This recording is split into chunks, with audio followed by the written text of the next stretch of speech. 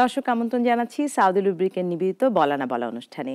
নাগরিক টেলিভিশনের এই আয়োজনে আজকে আমরা কথা বলবো নির্ভুল মুক্তিযোদ্ধার তালিকা কত দূর।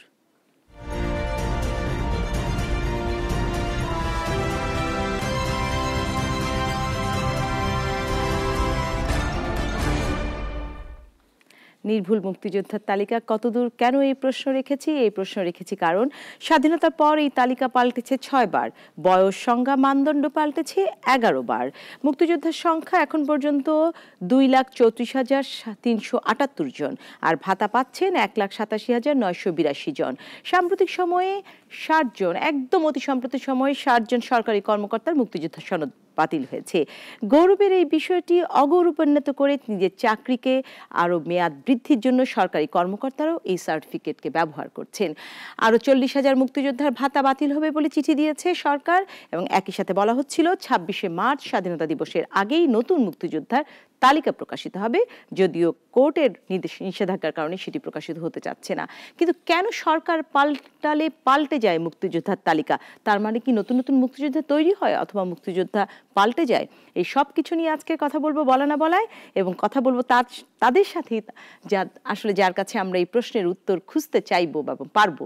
আমি পরিচয় করে দিচ্ছি আপনাদের সকলের পরিচিত মুখ, মুক্তিযুদ্ধ বিষয়ক মন্ত্রী আ.ক.ম মোজাম্মেল হক এমপি। আপনাকে স্বাগত আজকের বলা না বলায়, এবং সাথে আছেন কমরেড খালেকুজ্জামান, সাধারণ সম্পাদক বাংলাদেশ সমাজতান্ত্রিক দল বাসদ। আপনাকে স্বাগত আজকের বলা না বলায়। মাননীয় মন্ত্রী, আমি আপনার কাছে প্রশ্ন রাখতে চাইছি, এবং যে প্রশ্নগুলো আমি প্রথমেই করেছি। একদম কবে আমরা একটা তালিকা পেতে পারি? আসলে 2002 সালে একটা আইন হয়েছে, জাতীয় মুক্তিযোদ্ধা কাউন্সিল আইন। সেই আইনে বলা আছে, মুক্তিযুদ্ধের সংজ্ঞা দেওয়া আছে যে কারা মুক্তিযোদ্ধা হিসেবে বিবেচিত হবেন, এবং মুক্তিযোদ্ধাদের তালিকা করার জন্য দায় দায়িত্ব সমস্ত দামিকার উপর দেওয়া হয়েছে, এবং কেউ যদি অন্যায়ভাবে ভুল তথ্য দিয়ে মুক্তিযোদ্ধা হয়ে থাকে তাদের বাতিল করার এখতিয়ারও জাতীয় মুক্তিযোদ্ধা কাউন্সিলের। কিন্তু খুব দুঃখের ব্যাপার হচ্ছে 2005 সালে যারা ক্ষমতায় ছিলেন ওনারা আইনটা না মেনে সরাসরি মন্ত্রণালয় মুক্তিযোদ্ধার তালিকা গেজেট করে দিয়েছে, অন্তর্ভুক্ত করে গেজেট প্রকাশ করে ফেলে। এই যে গেজেট প্রকাশ করেছে, হতে পারে সঠিক মুক্তিযুদ্ধ, নাও হতে পারে। 22,000 ভুয়া মুক্তিযোদ্ধা গেজেটভুক্ত হয়েছে বলে আপনি বলেছেন। আমরা মুক্তিযুদ্ধ কাউন্সিলের বর্তমান আমাদের বক্তব্য যে এগুলো আবার যাচাইয়ের আওতায় আসা উচিত। 22,000 না, 55,000। তারপরে 11,500 এর পরবর্তী ধাপে, এভাবে বিভিন্ন ধাপে আর কি যুক্ত হয়েছে। এই 55,000 মুক্তিযোদ্ধা আমরা আবার স্কুটিনি করে দেখেছি যে তাদের আগেই মুক্তিযুদ্ধ হয়ে রয়েছে, তারপরও মনে করছে যে আবার হই, মানে অনেকে সবাই বুঝে নেই, ডুপ্লিকেট হয়েছে। হ্যাঁ, ডুপ্লিকেট হয়েছে।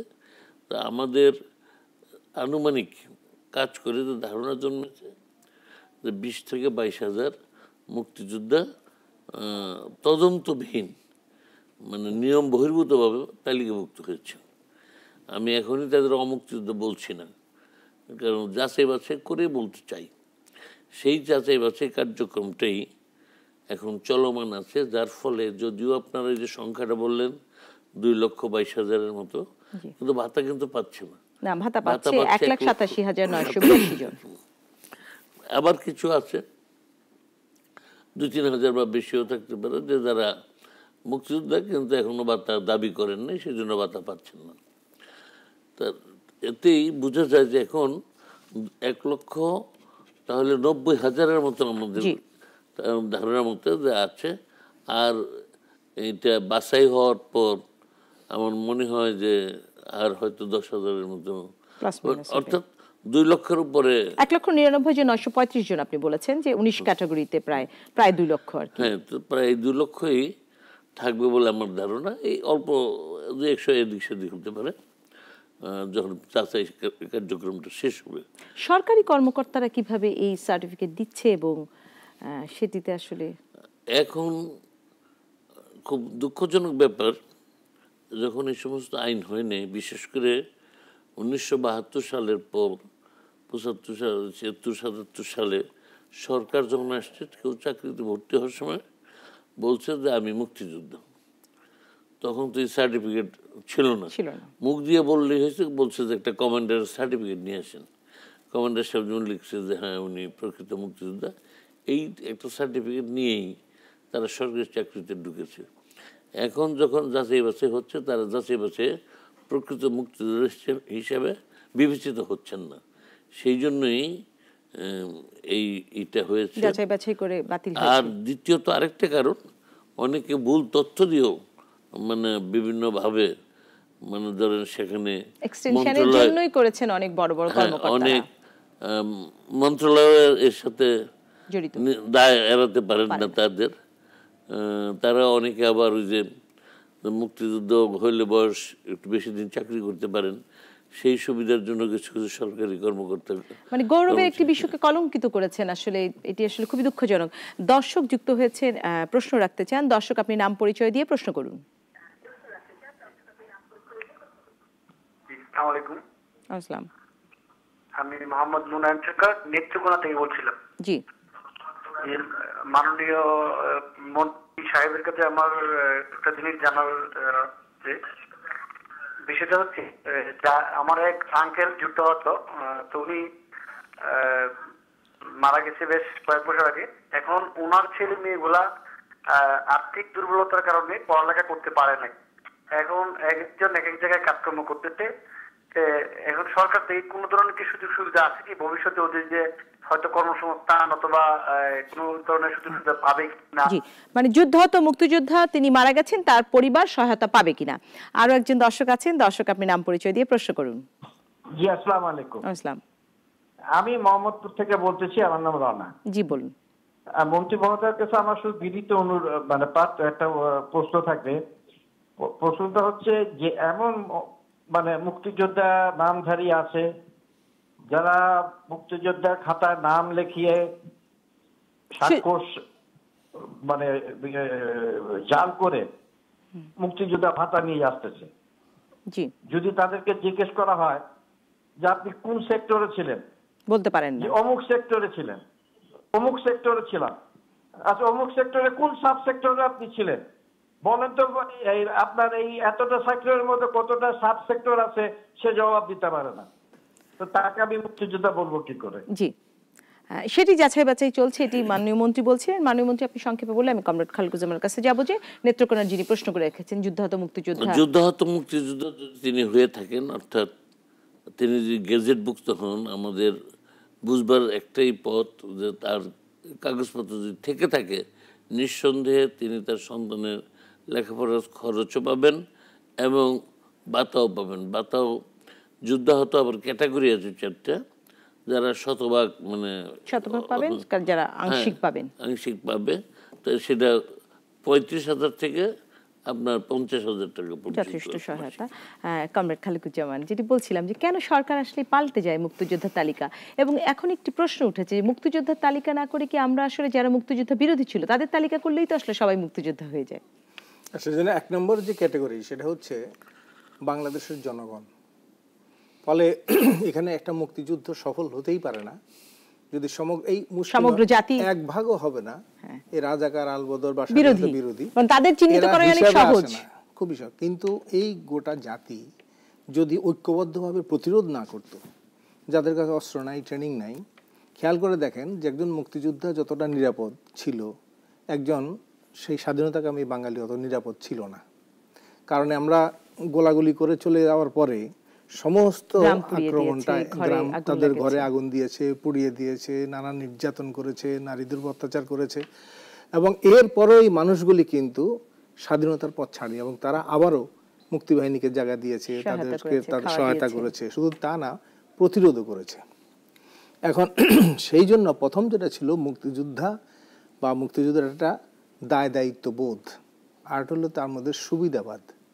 অর্থাৎ মুক্তিযুদ্ধ এটাকে আমরা ব্যবহার করে, বিক্রি করে বা সেটার বিনিময়ে আমি কিছু পেতে চাই, তাহলে এই চেতনা দিয়ে তো মুক্তিযুদ্ধ হয় না।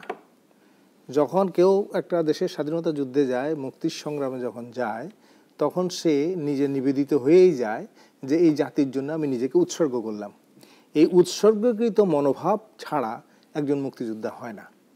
কিন্তু আজকে সমস্যা হয়েছে যেখানে আপনার বিচার করাও মুশকিল হয়ে গেছে।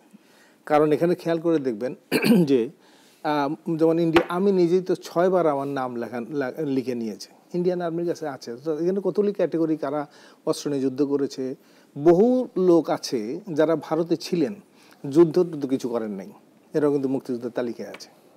ফলে এখন এর মধ্যে যে বাহিনীগুলি ছিল, তার মানে একটা এফএফ বাহিনী, সাধারণভাবে সাধারণ যে সমস্ত লোকরা গেছে তাদের একটা ট্রেনিং এফএফ বলতো, ওদেরকে ফ্রিডম ফাইটার। আর হলো আওয়ামী লীগের, ছাত্রলীগের যে বাছাই করা কর্মী, তাদের নিয়ে হলো বিএলএফ, লিবারেশন ফ্রন্ট, সেটা একটা ছিল। আবার পুলিশ, বিডিআর, তখনকার বিডিআর, আর্মি, এরা মিলে আবার একটা মুক্তি ফৌজ, এটা ছিল। আবার কমিউনিস্ট পার্টি এবং তাদের ন্যাপ ইত্যাদি, এরা মিলে তারা একটা আলাদা ট্রেনিংয়ের ব্যবস্থা ছিল। তারপরে এমপি সাহেবদের একটা সিএনসি স্পেশাল, তার একটা কিছু শর্ট ট্রেনিং, সেটাও ছিল। ফলে এই যে বিভিন্ন ক্যাটেগরি আছে, আবার দেশের ভিতরে যারা ভারতে যায় নাই, এখানেও যারা বিভিন্নভাবে যুদ্ধ পরিচালনা করেছেন, তারও নমুনা সেগুলি আছে, বা সেটা করা যায়, বের করা যায় না তা না। কিন্তু প্রশ্ন হলো যে এখন এই যে যদি একজন সত্যিকার মুক্তিযোদ্ধা, এবং সেখানে যে যুদ্ধটা যে আকাঙ্ক্ষা নিয়ে, যে চেতনা নিয়ে হয়েছিল, যে ওদের লক্ষ্য নিয়ে হয়েছিল, সেটা বাস্তবায়নের জন্য আজকে করণীয় কাজ কি, এই যোদ্ধাদের ভূমিকা কি। ফলে এখন যদি খেয়াল করেন যে সেদিন কথা ছিল যে আমরা এই যুদ্ধটা কেন করছি, ওনাদের যে প্রবাসী সরকার তারা বলছেন 3টা কথা দিয়ে শুরু করলেন, যে একটা বৈষম্যের পাকিস্তান ছিল উপনিবেশিক, আমরা সাম্যের স্বাধীন দেশ করব, এবং এই দেশে কোনো মর্যাদা নাই মানুষের। ফলে আমি বাঙালি পরিচয় হওয়ার কারণেই সেখানে আমার কোনো মর্যাদা নাই। সেই জায়গায় আমরা প্রত্যেকটি মানুষ একজন নাগরিক, মানে মর্যাদা সম্পন্ন মানুষ, এই মর্যাদায় আমরা প্রতিষ্ঠিত করব। আরটা হচ্ছে যে সমাজের ন্যায় বিচার, অর্থাৎ সেখানে আইনের শাসন, নিয়মের শাসন, সেটা চলবে। তাহলে আজকে মুক্তিযোদ্ধা হওয়ার মানে ওই যে ভাতা, যা আমি অবশ্য ভাতা নিই না, সেটা বড় কথা না, কিন্তু এই যে ভাতাটা, একজন লোক 10 লাখ টাকা মাসে ইনকাম আছে, সেও ভাতা নেয়। সেটাই প্রশ্ন, যে যার প্রয়োজন তিনি নিতে পারেন, কিন্তু যার প্রয়োজন নেই তিনি কেন নেন না? কেন ভাতাটা চাইবেই বা কেন? তারপরে যারা আছে দুস্থ পরিবার, বেশিরভাগ তাদেরকে তো সরকার খুঁজে খুঁজে দিচ্ছেই। 71 সালে মুক্তিযুদ্ধে একজন সচিবের কেন এই সার্টিফিকেট প্রয়োজন হবে? শুধু তার 5 জন সচিব এই কাজ করতে গেলেন, যে তাহলে সেটা একটা জাতির কলঙ্ক ঠিকই। এবং ওই যে আবার এখন 60 জনকে বাদ দিতে হচ্ছে, এগুলি হলো একটা সুবিধাবাদ। কোটা মুক্তিযুদ্ধের বাংলাদেশে আমরা হারিয়ে ফেলেছি। মুক্তিযুদ্ধের বাংলাদেশে যদি সংক্ষেপে বলি, আপনি খেয়াল করে দেখেন, সেই 9 মাসে কিন্তু একজন বাঙালি পাওয়া যাবে না স্বাধীনতাকামী যে সেখানে কোনো নারী ধর্ষণ করেছে, এবং একজন স্বাধীনতাকামী বাঙালি আরেকজন বাঙালিকে খুন করেছে, আপনি পাবেন না। কিন্তু এখন আমরা তো আরো উপরে উঠবো, এবং দেখেন ঘর বাড়ি দরজা খুলে চলে গেছে এর ভরে, হয়তো 1 মাস পরে আসছে, একটা সুই নড়ে নাই, সবকিছু সমস্ত ইনট্যাক্ট ছিল। তাহলে চুরি নাই, ডাকাতি নাই, রাহাজানি নাই, এবং মানুষ হত্যা করছে না, নারী নির্যাতন নাই, শুধু ওই রাজাকার, আলবদর এবং হানাদাররা সেই কাজগুলি করছে। তাহলে আমরা কি হানাদারের চরিত্র অর্জন করলাম? 71 সালে 9 মাসে কোনো শিশু ধর্ষিত হয় নাই, নারীরা অনেক নির্যাতিত হয়েছে, কিন্তু আজকে শিশু ধর্ষিত হচ্ছে। এবং যদি বলেন যে সেই সময় আজকে সাম্যর জায়গায় বৈষম্য, পাকিস্তানে আমরা 22 পরিবারের বিরুদ্ধে লড়াই করেছিলাম, 22,000 পরিবার জন্য। আমরা সেদিন এই কথাই শেষ করে দিই, সেদিন আমরা বলছি গণতন্ত্র, একটা ভোটও তো করতে পারি না। বোকাই প্রশ্ন করতে যাচ্ছে। অনেক আপনারা জানেন যে দর্শক এই অনুষ্ঠানে বোকাই থাকে, বোকাই মজার মজার প্রশ্ন করে। বোকাই, আপনি প্রশ্ন করুন। আমি জানতে চাইছিলাম, মুক্তিযোদ্ধার তালিকা সংশোধনে যদি 50 বছর লাগে, তাইলে রাজাকারের তালিকা করতে কয়দিন লাগবে?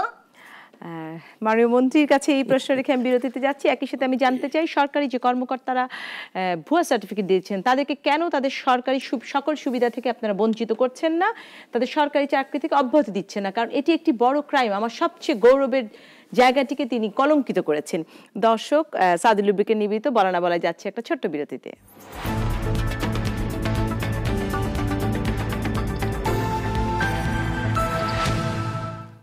দর্শক, স্বাগত জানাচ্ছি আরো একবার সাদুল লুব্রিকের নিবেদিত বলা না বলায়। কথা বলছিলাম নির্ভুল মুক্তিযোদ্ধার তালিকা কত দূর, আমার দুজন অতিথি আজ দুজন বিশিষ্ট মুক্তিযোদ্ধা, এবং তাদের সাথে কথা বলছিলাম যে আসলে এই তালিকা নিয়ে আমরা কবে পেতে পারি এবং তালিকার খুঁটিনাটি বিষয়গুলো। মাননীয় মন্ত্রী, আপনার কাছে বিরতির আগে আমাদের বোকাই প্রশ্ন রেখে গেছে যে আসলে মুক্তিযোদ্ধা তালিকা হতে যদি 50 বছর লেগে যায় সঠিক বা নির্ভুল, আর রাজাকারের তালিকা পেতে আসলে কতদিন লাগবে? এবং আমার নিজের একটি প্রশ্ন ছিল আপনার কাছে, যারা সামান্য লোভের জন্য আমার এই গৌরবান্বিত বিষয়টিকে কলঙ্কিত করেছে, এবং কমরেড খালেকুজ্জামান যেটি বলছিলেন যে এই সুবিধাবাদীদের আসলে কি করা উচিত, এবং সরকারি কর্মকর্তাদের সকল সুবিধা বাতিল করার সুযোগ আপনাদের হাতে রয়েছে, সেখানে আসলে আপনারা কখনো চিন্তা করেছেন কিনা? প্রথমত এটা খুবই দুর্ভাগ্যজনক যে আমরা 50 বছরেও প্রকৃত একটা তালিকা এখনো প্রকাশ করতে পারিনি। এই ব্যর্থতার দায় নিঃসন্দেহে দীর্ঘদিন যাবত, আমি প্রায় 5 বছর যাবত আছি, আপনি চেষ্টা করেছেন, সেই জন্য আমি সমস্ত দায়ভার নিচ্ছি। তারপরেও এটা কাউকে দোষারোপ করার জন্য কাজটা সেটা খুব জটিল হয়ে গেছে, এবং অসংখ্যবার কোর্টের বিশেষ করে কোর্ট ব্যাপারটা একবার হয়ে গেছে তালিকাভুক্ত, তখনই বলে যে সে রাজনৈতিক কারণে তাকে হয়রানির জন্য বাদ দেওয়া হচ্ছে, তাকে একটা শোকজ করলেও কোর্টে চলে যায়। সেখান থেকে কিছু কিছু ক্ষেত্রে প্রতিবন্ধকতা আমাদের আসতেছে। তারপর যারা প্রকৃত মুক্তিযোদ্ধা না, তারা এত বেশি তদবিরবাজ, তারাই বেশি ব্যতিব্যস্ত থাকে, তারা সবসময় অতিষ্ঠ করে রাখবে। তারপর আমরা আশাবাদী এই বছরের মধ্যেই ভালো মন্দ যাই হোক ইনশাল্লাহ করে ফেলবো।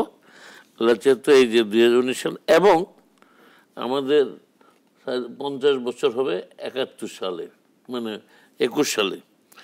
এই 21 সালের আগেই 50 বছর আগে রাজাকারের তালিকা ইতিমধ্যেই আমি মহান জাতীয় সংসদে কথা দিয়েছি যে 1 বছরের মধ্যে আমরা মুক্তিযোদ্ধা এই রাজাকারদের তালিকা, সেটাও আমার ইচ্ছা আছে এই বছরের মধ্যেই শেষ করা, না পারলে আগামী বছর। কারণ এটি সংখ্যা অনেক কম, যেটি কমরেড খালেকুজ্জামান বলছিলেন, কম।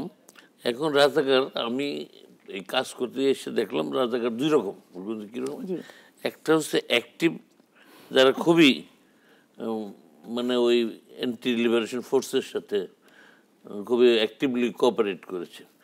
আবার একটা গ্রুপ আছে যে ওই চেয়ারম্যান মেম্বারদেরকে ডেকে নিছে ক্যাম্পে, আর্মিরা নিয়ে বলছে যে লিস্ট দাও, তারা রাইট অ্যান্ড লেফট, অমুকের ছেলে আছে, ওর নাম কি, অমুকের নাম, এরকম দিয়া পিস কমিটি মানে তাদের চামড়া বসেছে। কিন্তু এরা কোনোদিন ডাকেও যায়নি, অনেকেই দেখা গেছে অধিকাংশ মুক্তিযুদ্ধ গেছে গিয়া, বাধ্য হয়ে করেছিলেন অনেক সময়। কাজেই এখন শুধু রাজাকার তালিকা দিয়ে হবে না, অ্যাক্টিভ যারা, তার একটি সংজ্ঞা প্রণয়ন করতে হবে। সেটাই আমি চিন্তা করছি যে যারা স্বতঃস্ফূর্তভাবে পাকিস্তান হানাদার বাহিনী এবং তাদের দোসর আল বদর আশরাম জামাত ইসলামকে সক্রিয়ভাবে সহযোগিতা করেছে, তারাই সরাসরি অত্যাচার নির্যাতন খুনের সাথে জড়িত ছিল, তাদের তালিকাটা করা। দর্শক যুক্ত হয়েছে, দর্শক আপনি প্রশ্ন করুন। হ্যালো, জি বলুন। আসসালামু আলাইকুম। আসসালাম। আমি মন্ত্রী মহোদয়ের কাছে আমি একটু জানতে চাই, আমি একজন প্রকৃত মুক্তিযোদ্ধা, আজ পর্যন্ত আমি গ্যাজেটভুক্ত হতে পারিনি, এবং মানে আমাদের যে সর্বশেষ যে যাচাই বাছাই হয়েছে সেখানেও আমি সিরিয়ালে আমার নাম আছে, এর পূর্বেও যে সমস্ত ইন্টারভিউ হয়েছে সবই আমার নাম আছে, অথচ আমি একজন দরিদ্র মুক্তিযোদ্ধা, আজ পর্যন্ত আমি গ্যাজেটভুক্ত হইতে পারি নাই। এটা মন্ত্রী মহোদয়ের নিকটে আমার একটা আবেদন, এই ব্যাপারে আমাকে যদি একটু আশ্বস্ত করতে পারেন যে কবে নাগাদ আমাদের। আপনার নাম এবং এলাকার নামটা যদি একটু বলেন। আমার নাম হলো বশির আহমেদ, টাঙ্গাইল মির্জাপুর। জি ধন্যবাদ বশির আহমেদ, টাঙ্গাইল মির্জাপুরে। আপনার জামুকার কর্মকর্তারা বলছেন যে অনেক মুক্তিযুদ্ধ আছে যাদের লাল মুক্তিবার্তা বা ভারতীয় তালিকায় নাম নেই, এমনকি গেজেটও নাম নেই, কিন্তু তাদের কেউ 2004 সাল থেকে 2010 থেকে নিয়মিত ভাতা পাচ্ছেন, সেগুলো বাতিল করে আবার আবেদন করতে হবে, এরকম একটি বিষয় আছে। অবশ্যই মাননীয় মন্ত্রী নিশ্চয়ই বিষয়টি দেখবেন। দেখবো। আর আরেকটা প্রশ্ন ছিল যে সরকারি কর্মচারীরা, কর্মকর্তারা দেশের একজন দায়িত্বশীল নাগরিক হয়েও এই সামান্য লোভের বশবর্তী হয়ে কলঙ্কিত করছে, তাদের বিচার কি করা যায়? আমরা যারা সরকারি কর্মকর্তা কর্মচারী অতীতে যারা সচিব সহ হচ্ছিলেন, মুক্তিযুদ্ধ মন্ত্রণালয়ের সচিব আমরা মন্ত্রণালয় থেকে সেই সমস্ত তাদের বিরুদ্ধে অভিযোগগুলো লিপিবদ্ধ করে আমরা জনপ্রশাসন মন্ত্রণালয়ে পাঠিয়েছি, কারণ তারা হচ্ছে অ্যাপয়েন্টিং অথরিটি এবং আমাদের দেশের আইনে সার্ভিস রুলে তাদের যে শাস্তি হোক সেটি করবে। কমরেড খালেক নেই, আমরা এই জন্য দুঃখিত। আমরা এই ব্যাপারে আবার চাপ সৃষ্টি করছি, কেন নেওয়া হয়নি এবং কবে নাগাদ নেওয়া হবে। কমরেড খালেকুজ্জামান যেটি বলছিলেন যে আসলে প্রকৃত মুক্তিযোদ্ধারাই অনেক সময় তালিকায় উঠতে পারেননি এবং মাননীয় মন্ত্রী বলছিলেন যে 1 বছরের মধ্যে তিনি একটি রাজাকারের তালিকা তৈরি করবেন, কারণ আসলে সমগ্র দেশের আপনি যেটা বলছেন খুব কম পার্সেন্টেজ লোকই ছিল যে স্বাধীনতার বিরোধী ছিল। ওই তালিকাটি করলেই তো অনেকখানি সমস্যার সমাধান হয়ে যায়, কারণ ইতিহাসে একসময় ওই তালিকাটি প্রয়োজন হবে পরবর্তী প্রজন্মের জন্য। এটা দুটো দিক আছে, অর্থাৎ সেই সময় কারা এই মুক্তি সংগ্রামের বিপক্ষে অবস্থান নিয়েছিল, নিয়ে তারা গণহত্যার কাজে অংশগ্রহণ করেছিল, সহায়তা করেছিল, এটা একটা দিক। এখন এটা তো ছিল একটা জনযুদ্ধ। এখন জনযুদ্ধ, গোটা জাতি এই সংগ্রামে অংশগ্রহণ করেছিল, এই লড়াইটাকে বিজয়ী করার জন্য তারা মুখ্য ভূমিকা পালন করেছে। আবার মুক্তিযোদ্ধাদের মধ্যে যারা সত্যিকার লড়াই করেছে ময়দানে, এদের মধ্যে 99% বলতে পারেন শ্রমজীবী মানুষের ঘর থেকে এসছে। আজকে যাদেরকে শত কোটি হাজার কোটি টাকার মালিক দেখেন, এদের পরিবারে একটা লোকও বলতে পারবে না যে কে তারা যুদ্ধ করেছে অথবা শহীদ হয়েছে। তাহলে যারা এই দেশের শ্রমজীবী মেহনতি মানুষ, এরা লড়াই করে জীবন বাজি রেখে দেশকে স্বাধীন করার ভূমিকা পালন করেছিল, কিন্তু স্বাধীনতা উত্তরকালে তারা কিন্তু সেটার সুফলটা পায়নি। এর অর্থ এই নয় তাদেরকে মুক্তিযুদ্ধের তালিকা দাও, তাদেরকে ভাতা দাও, এইসব না। সে তার যে মৌলিক অধিকার, তার যে গণতান্ত্রিক অধিকার, নাগরিক অধিকার, সেই অধিকারগুলি সেটা হলো সত্যিকার মুক্তিযুদ্ধের পাওনা। ফলে সেইটার জন্য আবার যারা মুক্তিযুদ্ধে অগ্রণী ভূমিকা পালন করেছেন তাদেরও দায়িত্ব ছিল। যেমন এটা প্রথম ওই কথাটা বলে নিই যে মুক্তিযুদ্ধে আমাদের যে সামরিক বাহিনীর লোকেরা যারা অসম সাহসী ভূমিকা নিয়ে যারা লড়াই করেছেন তাদেরকে বীরশ্রেষ্ঠ করা হয়েছে। তাহলে এই দেশে কি সিভিলিয়ান কেউ নাই? এরকম বহু লোক আছে যে একদম দাঁড়িয়ে থেকে এলএমজি চালিয়ে হানাদারকে তারা না মৃত্যুবরণ করেছে, যারা ওই বীরশ্রেষ্ঠ তালিকাতে তাদের নাম নাই। তাহলে এটা বাস্তবে স্বাধীনতা উত্তরকালে যেটা ছিল জনযুদ্ধ, এটাকে সামরিক যুদ্ধ বানিয়ে ফেলা হয়েছে। ফলে আমার ধারণা যে এখনো অন্তত 50-60 জন এই ধরনের লোক পাওয়া যাবে যারা সেদিন অসম সাহসিকতার সঙ্গে লড়াই করে তাহলে যারা জীবন দিয়েছিল, ফলে এদের নামটা অন্তর্ভুক্ত করা হোক। ফলে এর মধ্যে আর যে কথাটা আছে যে মুক্তিযুদ্ধের পক্ষে ওনাদের যে সরকার, প্রথম দায়িত্ব তাদের।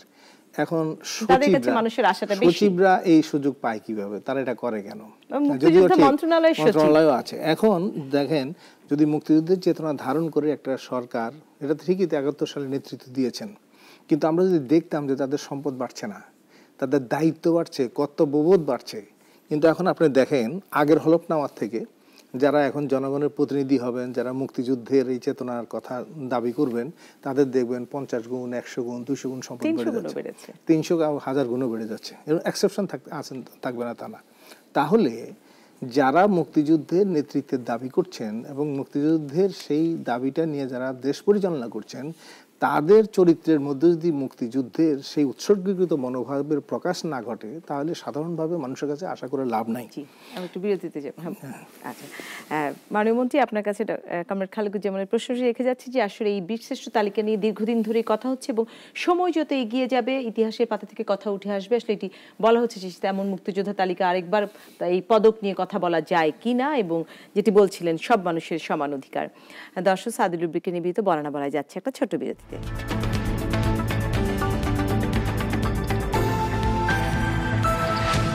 দর্শক, সাদুল রুবিকে নিবেদিত বলা না বলায় আপনারা দেখছেন নির্ভুল মুক্তিযোদ্ধার তালিকা কত দূর। বিরতির আগে বলছিলাম বোকাই প্রশ্ন করতে চাচ্ছিলেন। আমার প্রশ্নটা হইল, মুক্তিযোদ্ধার তালিকায় যারা ভুয়া মুক্তিযোদ্ধাদের নাম উঠাইলো তারা কি রাজাকার না? বোকাইয়ের এই প্রশ্নের সাথে আমি আসলে বলতে চাইবো তারা আসলে এক ধরনের রাজাকারী বলতে হবে তাদেরকে। জি মাননীয় মন্ত্রী, আপনি বলতে চাচ্ছিলেন যে অপরাধী। বীরশ্রেষ্ঠ নিয়ে আমরা কথা বলছিলাম, এটা আপনি কিন্তু এই বিষয়টা তুলেছিলেন। যথার্থই বলেছে। আমিও মহান পার্লামেন্টে কয়েকবার উত্থাপন করেছি যে আজকে যেভাবে আমাদের যেগুলো গ্যালেন্টারি ওয়ার্ডগুলি দেওয়া হয়েছে, বীর শ্রেষ্ঠ, বীর উত্তম, বীর প্রতীক, বীর বিক্রম, এগুলো যদি আপনি এখন পর্যালোচনা করেন বা আরো 50 বছরে কেউ যদি ইতিহাস লিখতে আসবে বলবে যে এরকম সামরিক যুদ্ধ হয়েছিল, যা মোটেই সত্য নয়। এটা ছিল জনযুদ্ধ। এটা শুরু শেষ সবই এটা রাজনৈতিক যুদ্ধ ছিল, জনযুদ্ধ ছিল, রাজনৈতিক নেতৃত্বে হয়েছে। কাজেই এটা সংশোধন হওয়া উচিত। যারা পেয়েছেন তাদেরকে আমরা বলি না যে তারা অযোগ্য, কিন্তু যারা সিভিলিয়ান এরকম যোগ্য লোক আরো ছিল বহু আছে, তারা পেতে পারে। আচ্ছা, তখন পায় নাই কেন? আমি খোঁজ করতে গিয়ে যেটা দেখেছি, খালি একতরফাভাবে সরকারের উপর চাপাইলেও হবে না। যে যখন বলেছে যারা অ্যাওয়ার্ড চান বা তাদের আপনাদের দেন, বায়োডাটা দেন, তো সিভিলিয়ানরা তো কেউ কিছু লেখা রাখেন না, এটা মনেও করেনি। আর্মির লোকজন খুব সুন্দরভাবে সাজায় গুজায় লেখেন, ওরা সিস্টেম বুঝে পরিচিত, সুন্দরভাবে দিছে, দেখে টেকে এগুলো যাচাই করে দিয়েছে, গুড ভালো। কিন্তু আমরা যেহেতু দেই নেই, তখন বুঝি নেই। এখন আমাদের লোকদেরকে সেই সুযোগটা দেওয়া উচিত, যে তাদের আবেদন করার সুযোগটা দিলেই আমার মনে হয় সমস্যা নেই। আরেকটা দুর্ভাগ্যের ব্যাপার আছে, এই স্বাধীনতা যেটা গেলেন এবার শুধু স্বাধীনতা যোদ্ধাদের জন্য। হুসেন মোহাম্মদ এরশাদ সাহেব আপনার ওই যে আপনার পাহাড়ে যে যুদ্ধ হয়েছে, পাহাড়ি যোদ্ধাদেরকেও 86 সালের দিকে, 80 সালের পরে বোধ হয় এদেরও কিছু সামরিক কর্মকর্তাকে এটা দিয়েছে। আমি এখন এর আপত্তি জানাই যে এটা কেবলমাত্র মুক্তিযোদ্ধাদের জন্য, ওনাদেরকে গৌরবোজ্জ্বল ভূমিকার জন্য ওনাদের অন্য নামে অ্যাওয়ার্ড দেওয়া, ওই অ্যাওয়ার্ডটা ফেরত নিয়ে এর চেয়ে আরো বড় অ্যাওয়ার্ড আছে, ওই সমস্ত পদক দিয়ে তাদেরকে সম্মানিত করুক বা তাদের এই গৌরবকে রেকগনাইজ করুক, এটাকে স্বীকৃতি। এটা আমি অতীতেও বলেছি। এবং আমি একটু বশির আহমেদের বিষয়টি আপনার কাছে মনে করতে চাচ্ছি, দর্শক যেটা সামনে বসে আছেন, যে কবে নাগাদ তিনি এই যে প্রক্রিয়ার মধ্যে গেছেন, কবে নাগাদ উনি ওনার তালিকায় নাম পেতে পারেন? উনি যেটা বলেছেন, এখন আমরা গত 21 তারিখে, এই মাসের 21 তারিখে আমাদের নতুন যে গভর্নমেন্ট আসছে, পরে জামুকা গঠন হয়েছে, তার প্রথম মিটিং গেছে। প্রথম এজেন্ডাই ছিল এটা, বিগত দিনে যারা যাচাই বাছাই হয়েছে, ক তালিকাভুক্ত হয়েছে, তাদের ব্যাপারে কি হবে। আমাদের প্রাথমিক সিদ্ধান্ত হলো যে তালিকায় বর্তমানে এক্সিস্টিং ওই উপজেলায় যতজন মুক্তিযোদ্ধা আছেন, তার যদি 10 ভাগের বেশি হয়ে থাকে, তাহলে সরাসরি পুনরায় এর জন্য প্রেরণ করা হবে। আর 10 ভাগ পর্যন্ত যদি নতুন তালিকা এসে থাকে, তাহলে আমরা সেটা আবার পরীক্ষা করে অনুমোদন দিয়ে দেব। আগামী পরবর্তী সবাই অনেকগুলো অনুমোদন পেয়ে যাবে। বশির আহমেদ, নিশ্চয়ই আপনি আমাদের সঙ্গে আছেন এবং শুনলেন কমরেড খালেকুজ্জামান। আমরা একদম অনুষ্ঠানের শেষ পর্যায়ে, মাননীয় মন্ত্রী বলছেন তিনিও আপনার এই দাবিটির সাথে, এই বিষয়টির সাথে একমত, যে এই পদকটি আরো একবার দেওয়া উচিত, মানে বেসামরিক লোকজনকে, জনযুদ্ধের এই পদক। সেটা পদক একটা দিক, যেটা আমি আগেই বললাম যে এটা যেহেতু জনযুদ্ধ, সেটাকে আমরা সামরিক যুদ্ধ, সেটা অনেকেই মনে করে যে ভারত আর পাকিস্তানের যুদ্ধের কারণে আমরা স্বাধীন হয়েছি। এটাও ভুল চিন্তা। কারণ হলো, আপনি জানেন যে অক্টোবরের দিকে, অক্টোবর নভেম্বরের দিকে পাকিস্তান আর্মি তারা রিট্রিট করছিল, এবং আর যদি এটা কয়েক মাস যুদ্ধ চলতো, তাহলে পরে এরা এই বাংলাদেশের জনগণ এবং এই মুক্তিযোদ্ধাদের হাতে এরা পরাস্ত হতো। কিন্তু সমস্যাটা ছিল অন্য জায়গায়। সমস্যা হলো, যেহেতু মুক্তিযোদ্ধারা জেনেভা কনভেনশন ফলো করবে না, ফলে এরা একটা দরবার করেছে ওখানে, যে ভারতীয় সৈন্যবাহিনী যদি না আসে, তাহলে এরা 96,000 বাংলাদেশের মাটিতে এদের কবর হবে। ফলে এইটা একটা আত্মসমর্পণের জন্য এটা একটা বিষয় ছিল। কিন্তু ভারতীয় সেনাবাহিনী তারা যে আমাদের ধরেন সেখানে আশ্রয় দিয়েছে বা দিয়েছে, তাদের নিজেদেরও প্রয়োজন ছিল, আবার সেটা আমাদের আশ্রয় বা সহযোগিতা করার জন্য আমরা একটা কৃতজ্ঞ থাকবো। কিন্তু তাদের ইয়ের কারণে আমরা স্বাধীন হয়েছি, এই কথাটা ভুল, এটা ভুল ধারণা। ফলে এটা অনেক সময় আমাদের শাসক দলের পক্ষ থেকে অনেক সময় অতি উচ্ছ্বাস এইসব কথাগুলি তারা বলে ফেলেন, যেটা খেয়াল করেন না। তো ফলে সেখানে আমরা যেমন ধরেন আমাদের প্রতি প্রেম ভালোবাসায় একটা উদ্বেলিত হয়ে আমাদের সহায়তা বিষয়টা এরকম না, তাদের ইন্টারেস্ট ছিল। আবার এখানে আমাদের স্বাধীনতার প্রয়োজন ছিল, তারপরেও আমরা যে সহায়তা পেয়েছি সেটার জন্য কৃতজ্ঞতা থাকবে। তো ফলে কিন্তু এখন এর অর্থ এই নয় যে যেমন আমরা যদি এগুলি এখন প্রাসঙ্গিক না, যেমন আমাদের এই যে ন্যায্য নদীর পানিটা, এটা আমরা পাই না। আমাদের বন্ধু আমরা সবসময় বলি কাটাতে, এগুলো নিয়ে বলবো না। শেষ কথাটা একটু বলে দিই, মুক্তিযুদ্ধের যেই চেতনা, যেটাকে নিয়ে আমরা লড়াইতে নেমেছিলাম, সেই চেতনাকে পরিহার করে সেই চেতনার বিপরীতে দাঁড়িয়ে দেশ শাসন করে মুক্তিযুদ্ধের গৌরব হবে না বা সম্মান দেওয়া যাবে না যারা এটা মুক্তিযোদ্ধাদের। বিরোধিতা করেছে, যেই ভাব মানুষ নিয়ে যারা বিরোধিতা করেছে, সেই ভাব মানুষ লালন করেও মুক্তিযোদ্ধাদের মুক্তিযুদ্ধের ন্যায্যতা এবং সম্মানিত সম্মান করা যাবে আসবে না। কমরেড খালেকুজ্জামান এবং মোজাম্মেল হক, মাননীয় এমপি এবং মুক্তিযুদ্ধ বিষয়ক মন্ত্রী, আপনাকে স্বাগত। আপনি আজকের বলা না বলা এসে কথা বলার জন্য, এবং আপনি অনেকগুলো বিষয়কে উল্লেখ করেছেন যেটি একজন সরকার দলীয় মন্ত্রীর জন্য আসলে অনেক সাহসের বিষয়, এবং আমরা বলি যে এটি আসলে আপনি অনেকগুলো পদক্ষেপ নিয়েছেন, এটিকে আমরা অবশ্যই স্বাগত জানাচ্ছি। আমরা সামনের দিকে সময়ের কাছে ছেড়ে দিলাম দর্শক, এই পদক্ষেপগুলো হয়তো আলোর মুখ দেখবে এবং ইতিহাসের কাছে আমাদের দায়বদ্ধতা তখনই আসলে সফল হবে। সবাই ভালো থাকবেন। আজকের মতো শেষ করছি। সাউদি লুব্রিকের নিবেদিত বলা না বলা।